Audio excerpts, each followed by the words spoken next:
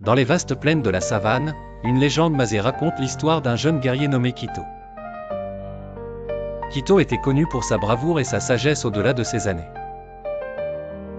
Un jour, une sombre malédiction s'abattit sur son village, les champs flétrissaient, le bétail disparaissait mystérieusement, et les rivières autrefois chantantes s'asséchaient. Les anciens, rassemblés autour du feu, murmurèrent que seuls les esprits du mont Kilimandjaro pouvaient lever cette malédiction.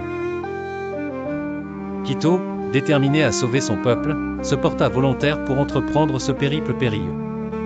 Équipé de sa lance et guidé par le chant de son peuple, il s'aventura dans la forêt dense. Sur son chemin, il rencontra de nombreux défis, des lions rugissants qui défendaient leur territoire, des serpents perfides se glissant entre ses pieds, et des tempêtes soudaines qui obscurcissaient son chemin. Mais Quito persévéra, se rappelant les histoires de courage qu'on lui avait autrefois racontées autour du feu.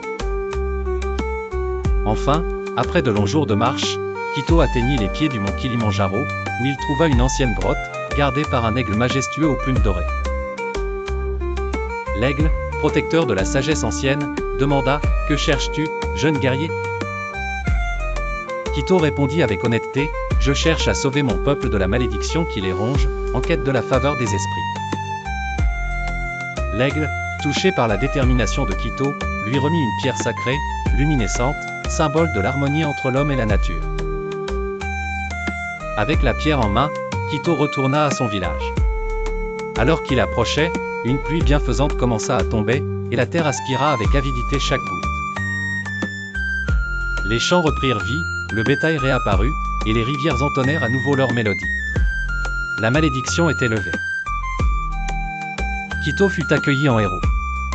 Son courage et sa persévérance étaient à présent gravés dans la mémoire de son peuple.